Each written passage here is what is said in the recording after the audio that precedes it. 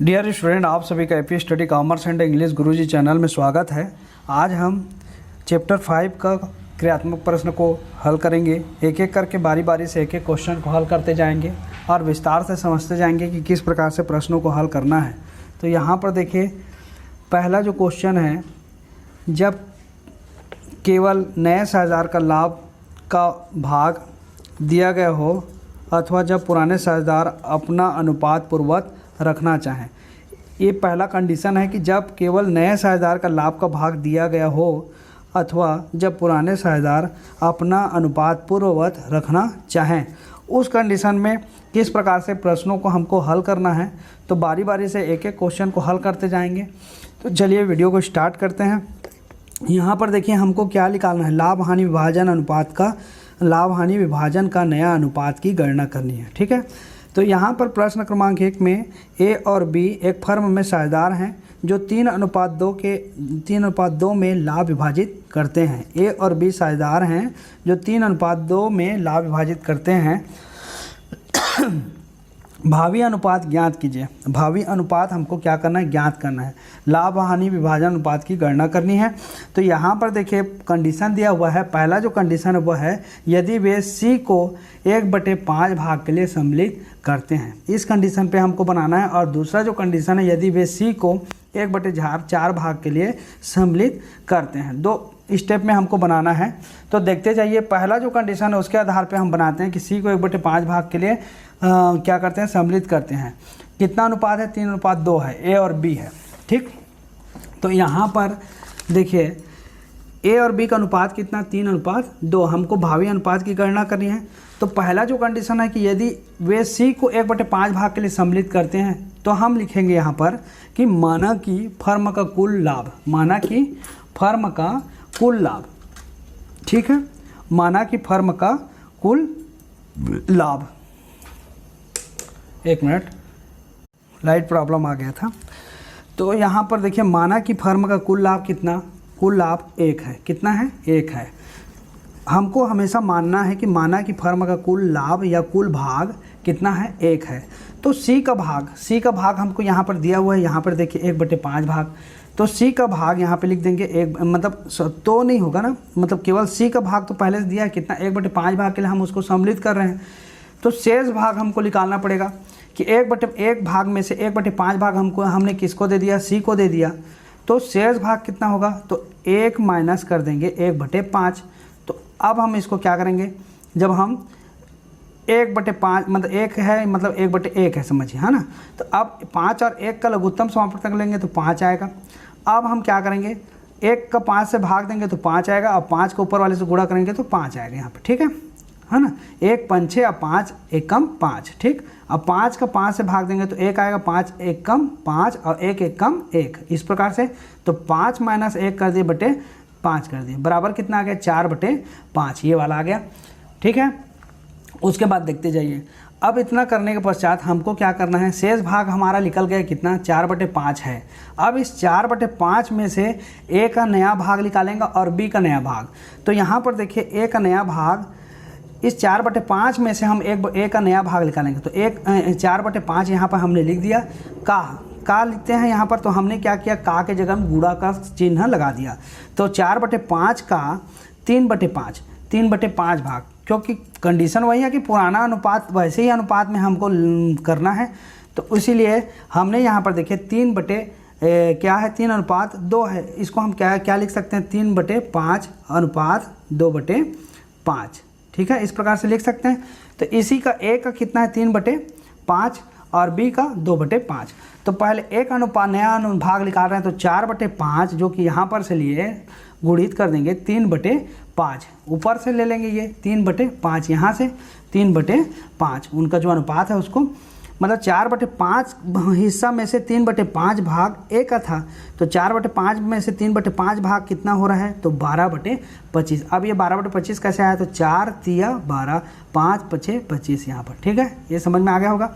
फिर उसके बाद बी का देखिए, बी का नया भाग। तो यहाँ पर बी का भी भाग देख लीजिए। इसमें क्या है, 4/5, 4/5 का 2/5 भाग निकालेंगे, है ना, 4/5 का 2/5, तो 4 दूने 8 और 5 पछे 25।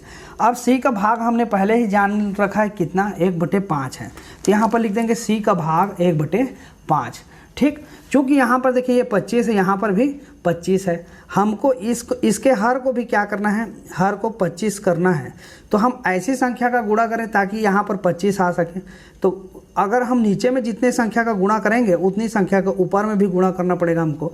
तो 5 ऊपर में भी गुणा कर दिया, 5 नीचे में भी, इसलिए 5 पछे 25 और ऊपर में भी 5 का गुणा करना पड़ेगा। ठीक है, मतलब इसको बराबर करने के लिए, इस 25 आया है, इसी को हमको बराबर करना है, इसलिए 5/5 का गुणा कर दिए। तो यहाँ पर क्या हो जाएगा, 5 एकम 5 और 5 पछे 25। इस प्रकार से आपको बराबर करने के लिए ऐसी संख्या से गुणा करना पड़ेगा। ठीक है, नया लाभ विभाजन अनुपात। अब देखिए हमने जो है निकाल लिया तीनों का, ए और बी और सी का। तो ए का 12:8:5, कितना, 12:8:5, ये नया लाभ विभाजन अनुपात है। ठीक है, आप प्रश्न का उत्तर भी देख सकते हैं, उसमें भी है।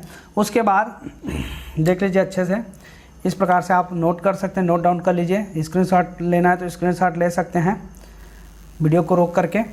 अब इसके बाद फिर दूसरा जो है, दूसरा देखिए, यदि वे सी को 1/4 भाग के लिए सम्मिलित करते हैं, इस कंडीशन में क्या होगा। तो माना कि फर्म का, वैसे ही सेम टू सेम वैसे ही लिखना है जैसे हमने पहले लिखते आए हैं। माना कि फर्म का कुल भाग 1 है, तो सी का भाग 1/4, 1/4 भाग के लिए, तो इसलिए सी का भाग 1/4। अब हम क्या निकालेंगे, शेष भाग निकालेंगे। शेष भाग मतलब 1 - 1 ऋण 1/4, 1 - 1/4 बराबर क्या हो जाएगा, 4 सही 1/4, मतलब 3/4 भाग।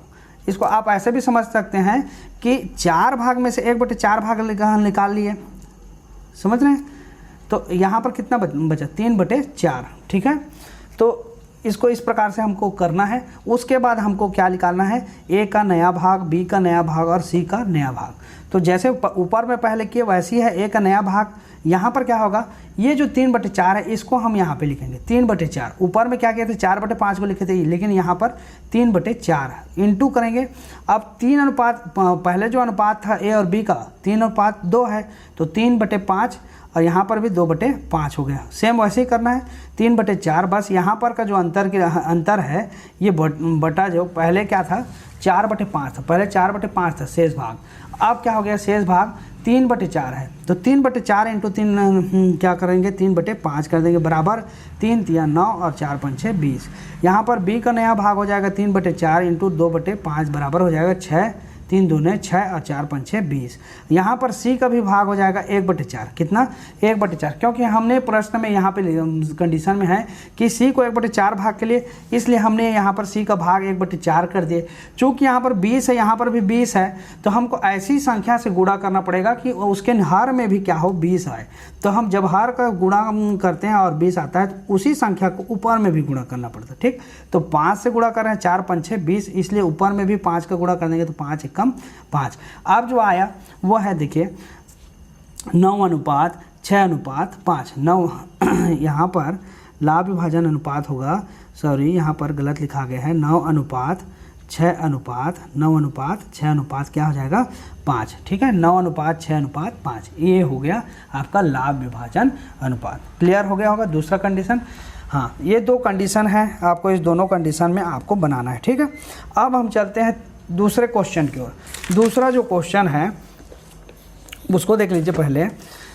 तो दूसरा जो कंडीशन ये है कि अ और ब 3:1 के अनुपात में लाभ हानि बांटते हैं। अ और ब 3:1 के अनुपात में लाभ हानि बांटते हैं। वे स को 1/4 भाग के लिए साझेदारी में प्रवेश देते हैं। उनके नए लाभ हानि विभाजन अनुपात की गणना कीजिए। सेम उसी प्रकार से बनेगा, देख लीजिए। तो यहाँ पर देखिए और ब कितना दिया है प्रश्न में, 3:1। और ब का प्रश्न में दिया 3:1। तो हम फिर लिखेंगे कि माना कि फर्म का कुल भाग या कुल लाभ 1 है, तो स का भाग 1/4 भाग के लिए ले रहे हैं, तो इसलिए 1/4। तो शेष भाग 1 - 1/4 बराबर 4 - 1/4 बराबर 3/4, ये हो गया। अब आ का भाग निकाल लेंगे, जैसे पिछले वीडियो में देखा, तो आ का भाग बराबर 3/4 इंटू 3/4। क्यों, क्योंकि 3/4 ये है, तो यहाँ पर हमने इसको ले लिया, यहाँ पर से इसको कहाँ ले लिया, यहाँ पर ले लिया 3/4। अब ये 3/4 कहाँ से आया, तो यहाँ पर देखिए अ और ब का हिस्सा कितना है, ये 3:1 है, मतलब 3:1 मतलब 3/4 और यहाँ पर 1/4 होगा, ठीक है। इससे तो 3/4, तो आ का नया भाग तो 3/4 इंटू 3/4, तो 3 तिया 9 और 4 चौक 16। इसी प्रकार ब का देखिए, ब का नया भाग तो 3/4 का 1/4 मतलब 3 एकम 3 और 4 चौक 16, ठीक है, हो गया। अब स का भाग तो पहले से दे दिया है 1/4। अब हमको क्या करना है, इसके हर को बराबर करना है, तो हम ऐसी संख्या से गुणा करें कि उसका हर जो है तीनों का बराबर आए। तो 4 है, 4 चौक 16 होगा, तो ये आ रहा है, ठीक है। इसलिए हम ऊपर में भी 4 का गुणा कर दिए, तो 4 एकम 4 और 4 चौक 16 यहाँ पर, ठीक। तो ये वाला है। अब यहाँ पर अनुपात क्या होगा, 9:3:4। यहाँ पर नया लाभ हानि विभाजन अनुपात क्या हो गया, 9:3:4। इस प्रकार से प्रश्न को बनाना है, ठीक। कोई ज़्यादा कठिन नहीं है, आपको केवल समझना है कि माना कि फर्म का कुल लाभ कितना 1, स का भाग मतलब जिसका भी भाग रहेगा उसको लिख देंगे, फिर उससे शेष भाग निकाल लेंगे, फिर जो भी और साझेदार है उनका नया भाग निकाल लेंगे, और उसके बाद क्या हो जाएगा, हमारा लाभ हानि, नया लाभ हानि विभाजन अनुपात आ जाएगा, ठीक है। तो इस प्रकार से जो है तीसरा नंबर का क्वेश्चन जो है ये भी बन गया। आप चाहेंगे तो वीडियो को पॉज करके आप स्क्रीनशॉट ले सकते हैं इसका, ठीक। फिर आगे बढ़ते हैं। इसके बाद देखिए तीसरा नंबर का क्वेश्चन को भी मैं आपको पढ़ करके सुना देता हूं। पहले सेम क्वेश्चन है, उसी प्रकार से, उसी पैटर्न में है, उसी प्रकार से बनेगा। देखिए अ और ब फर्म में साझेदार, अ और ब क्या है, फर्म में साझेदार हैं, उनका लाभ विभाजन अनुपात 3:2 है। मतलब अ और ब का अनुपात क्या है, 3:2। इसको हम क्या लिख सकते हैं, 3/5 और 2/5। वे स को 1/6, वह स को साझेदार में 1/6 भाग के लाभ के लिए प्रवेश देते हैं। नए लाभ विभाजन अनुपात की गणना कीजिए। यहाँ पर 1/6 भाग है, सेम उसी प्रकार से बनेगा। तो देखिए अनुपात यहाँ पर अ और ब का अनुपात 3:2 है। माना कि फर्म का कुल भाग 1, स का भाग 1/6, 1/6 भाग के लिए लाभ में प्रवेश दे रहे हैं, इसलिए 1/6। अब शेष भाग निकाल लिए, तो 1 - 1/6 बराबर क्या हो, 6 - 1/5 बराबर 5/6 हो जाएगा। इसको मैं बताया हूँ कि कैसे करना है पिछले क्वेश्चन में, ठीक। तो 1 - 1/6 बराबर 6 - 1/6 बराबर क्या हो जाएगा, 5/6। ये लघुत्तम समापवर्तक आएगा ना, 1/1 और 1/6 माइनस करके, तो इसका लघुत्तम समापवर्तक लेके हम ऐसे किए, ठीक। उसके बाद देखिए इसको एक ही मानना है ना, केवल एक मानना है, लेकिन अभी आपको समझाने की दृष्टि से बता रहा हूँ कि एक है तो इसका मतलब एक, अब भिन्न में है तो यहाँ पर भी 1/1 कर सकते हैं, 1/1 माइनस 1/6 कर सकते हैं, ठीक है। चलिए आगे बढ़ें। आ का नया भाग हो जाएगा 5/6, ये जो शेष आया 5/6 है, तो 5/6 हमने यहाँ पे लिख दिया, इंटू कर देंगे। ये देखिए अ और ब का 3 और 2 है, तो 3/5 और 2/5, यहाँ पर क्या 3/5 और 2/5, तो इसी का हमने क्या किया, 3/5 निकाल लिया, तो कितना है 15/30, और ब का नया भाग निकाल लिया, तो 5/6 का 2/5 बराबर क्या 10/30। स का निकाल लिया, स का नया भाग तो 1/6 इंटू 5/5। ऐसा क्यों कि स का तो 1/6 भाग दिया ही है। अब हमको क्या करना है, ये जैसे 30 पिछले क्वेश्चन में देखे थे कि ये यहाँ पर हर क्या है 30 है, यहाँ पर भी हर 30 है, तो हमको क्या करना है, यहाँ पर भी हमको 1/6 को बराबर करना है, 30 लाना है, तो 5 का गुणा नीचे में करेंगे तभी आएगा 6 × 5 = 30, इसलिए ऊपर में भी 5 का गुणा कर देते हैं, तो 5 एकम 5 और 6 × 5 = 30। इस प्रकार से आपको प्रश्नों को बनाना है, ठीक। तो यहाँ पर क्या हो गया, अतः नया लाभ हानि विभाजन अनुपात 15:10:5।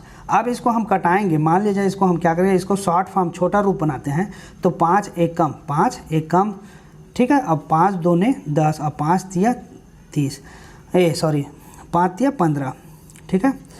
तो ये क्या हो गया, 1, 2 और 3, कितना हो गया 1, 2 और 3, मतलब यहाँ पर क्या आ रहा है 3:2:1, यहाँ पर 3:2:1 आ रहा है, यही लाभ हानि विभाजन अनुपात है। क्लियर हो गया। तो ये हो गया तीसरा नंबर का क्वेश्चन, स्क्रीनशॉट ले सकते हैं, ठीक। लाभ हानि विभाजन अनुपात 15, 10 और 5, या फिर आप लिख सकते हैं 3, 2 और 1, दोनों सही है, ठीक है। वो छोटा रूप है इसलिए यहाँ पर ऐसा हुआ। आगे बढ़ते हैं। अब क्वेश्चन नंबर 4 की ओर आगे बढ़िए। क्वेश्चन नंबर 4 में देखिए क्या लिखा है, इसमें लिखा है कि अ, ब और स एक फर्म में साझेदार हैं। अ, ब और स एक फर्म में साझेदार है। लाभ विभाजन अनुपात 3:2:1, देख लीजिए 3:2:1 है वेद को 10% लाभ के लिए प्रवेश देते हैं, वेद को 10% लाभ के लिए प्रवेश देते हैं, नए लाभ विभाजन अनुपात की गणना करें। अब 3 साझेदार पहले से हैं, एक नया साझेदार है वो है वेद। वेद को कितने % लाभ के लिए? 10% लाभ के लिए प्रवेश देते हैं।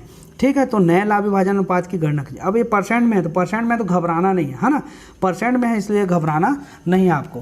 कैसे बनाएंगे देखिए, हमको कैसे बनाना है, तो यहाँ पर देखिए अब आशा का 3, 2 और 1 के अनुपात में है। हम इसको क्या लिख सकते हैं, 3, 2, 5, 1, 6, 3:6 और 2/6 और 1:6। इस प्रकार से हो सकता है। आ का 3/6, ब का 2/6 और सा का 1/6। अब माना कि फर्म का कुल लाभ कितना? 1। अब वेद का भाग तो 10%, कितना? 10%। 10% मतलब क्या? मतलब 100 भाग में से देखिए 10% में, परसेंट मतलब होता है 100। कितना होता है? 100। और 100 में से कितना बोल रहा है? 10%। 10% मतलब ये जो है इसका 1 भाग, ये जैसे 10/100 कर दीजिए, है ना। तो अब इसको कटाएंगे तो कितना आ गया? 1/10। मतलब क्या आ गया? 1/10। यहाँ पर कितना आ गया? 1/10। तो वेद का भाग कितना आया? 1/10 होगा। क्लियर हो गया? परसेंट में दिया है तो आपको कंफ्यूज नहीं होना है। परसेंट मतलब 10/100 कर दीजिए और उसको कटा दीजिए तो 1 कर शून्य कट जाएगा तो कितना आ गया? 1/10। मतलब वेद का भाग कितना है? 1/10 भाग के लिए उसको साझेदार बना रहे हैं। प्रश्न में आपको घुमाने के लिए इस प्रकार से दिया है, आपको क्वेश्चन को समझना है। फिर उसके बाद चलते हैं शेष भाग। जैसे पहले क्वेश्चन में कि वैसे शेष भाग 1 - 1/10। अब यहाँ पर भी लघुत्तम समापवर्तक ले लिए 10 को, और 10 एकम 10 और -1 मतलब कितना हो गया? 9/10। 9/10 भाग आया हमारा।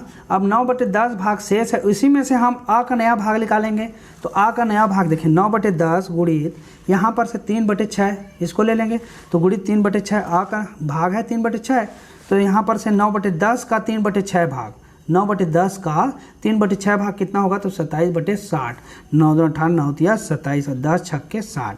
अब ब का नया भाग निकालेंगे तो 9/10 का 2/6, यहाँ पर से 2/6 को उठाइए तो 2/6। अब 9 2 18 और 10 छक्के 60 हो गया। अब तीसरा है सा का नया भाग, तो 9/10, यहाँ पर देखिए 9/10 कहाँ से? 9/10 यहाँ से यहाँ पे लिए थे। 9/10 गुणित 1/6 कितना हो गया? 9 एकम 9 और 10 छक्के 60। अब वेद का भाग यहाँ पर लिख दिया हूँ मैं, है ना। वेद का भाग 1/10 कितना था? 1/10 था। अब हमको भी इसका भी हर को क्या करना है? 60 बनाना है। तो नीचे में कितना का संख्या का गुणा करेंगे? तो 10 है तो 10 छक्के 60 मतलब 6 का गुणा करेंगे तब आएगा यहाँ पे कितना? 60। ठीक है, कितना आएगा? 60। तो 10 छक्के 60 और यहाँ पर 6 एकम 6, क्योंकि नीचे में जो वो संख्या गुणा करते हैं उसी संख्या को हम ऊपर में भी गुणा कर देते हैं। तो 6 एकम 6 और 10 छक्के 60 मतलब ये क्या हो गया? 27:18:9:6। अतः नया लाभ हानि विभाजन अनुपात हो जाएगा 27:18:9:6। अब इसको हम काट देंगे तो 3 दूने 3 तिया 3 छके और 3 निया। देखिए अगर आप काट रहे हैं तो सभी जो अनुपात है सभी में एक संख्या से भाग देना है और सभी कटना चाहिए, तब ऐसा कर सकते हैं, है ना। अगर मान लीजिए यहाँ पर 5 रहता, यहाँ पर क्या रहता? 5 रहता, तो आपका ये 3 ठो को काट दिए, 1 ठो को नहीं काटे, ऐसा नहीं कर सकते हैं। अभी सब संख्या भाग दे रहा है, सभी को एक ही संख्या से हम भाग दिए 3 से, तो 3 दूने 3 तिया 3 छके और 3 निया। तो इस प्रकार से होगा तभी आपको ऐसे काटना है, अन्यथा नहीं काटना। यहाँ पर अगर 5 रहेगा तो नहीं कटेगा, ये ऐसे ही अनुपात आ जाएगा। 27 18 9 और 5 हो जाता। लेकिन यहाँ पर सभी संख्या कट रहा है, इसलिए हमने क्या कर दिया? उसका शॉर्ट रूप, छोटा रूप और बना दिया। तो 9:6:3:2 होगा। ठीक, तो यही क्या है? इसका आंसर है। यहाँ पर देखिए प्रश्न का उत्तर यहाँ पे दिया हुआ है आपका क्वेश्चन नंबर 4 का। क्वेश्चन नंबर 4 का यहाँ पे देखिए 9:6:3:2, यहाँ पर 9:6:3:2 क्वेश्चन नंबर 4 का। क्वेश्चन नंबर 3 का है 3 2 और 1, 3 2 और 1। यहाँ पर भी आपको मैं बता देता हूँ क्वेश्चन नंबर 3 का 3 2 और 1, ये 3 का है 3 2 1 और दूसरा का है 9 3 4, 9 3 4। यहाँ पर देख लीजिए 9 3 4। ठीक है, इस प्रकार से सारे प्रश्नों को हल करते जाएंगे तो उसका सारे का आंसर आपको मिलते जाएगा। ठीक है, उसी प्रकार से 12 8 5 पहले कंडीशन वाले का और 9 6 5 दूसरे कंडीशन का, पहला क्वेश्चन का। तो यहाँ पर देखिए पहला कंडीशन का 12 8 5 और दूसरा कंडीशन वाले का 9 6 5। यहाँ पर 9 6 और ये 5 है। ठीक है, इस प्रकार से आपको सारे क्वेश्चन को एक एक करके बनाते जाना है। अगर आप नए हैं इस चैनल पे तो आप जो है चैनल को सब्सक्राइब कर लीजिए, क्योंकि मैं अभी लगातार अब फिर से मेरे को समय मिला है तो मैं आप लोगों के लिए वीडियो बना करके लेकर के आते रहूँगा। और आप लोग अगर कॉपी बनाते हैं तो कोरा कागज़ में बनाया कीजिए। कोरा कागज़ में बनाएंगे तो क्या है, आपको फॉर्मेट खींचने में सुविधा होगी, सारे चीज़ों को लिख सकते हैं। इस प्रकार से आप बड़ा कॉपी ले लीजिए, थोड़ा बड़ा रहेगा अकाउंट्स के लिए तो ज़्यादा बेहतर रहता है। ठीक है, तो आज के वीडियो में बस इतना ही। नेक्स्ट वीडियो में हम फिर नए क्वेश्चन जितने भी और क्रियात्मक प्रश्न हैं उसको हल करते जाएंगे। वीडियो को लाइक कीजिए, आपको समझ में आता है तो चैनल को सब्सक्राइब अवश्य कीजिए। वीडियो को देखने के लिए आप सभी का बहुत बहुत धन्यवाद।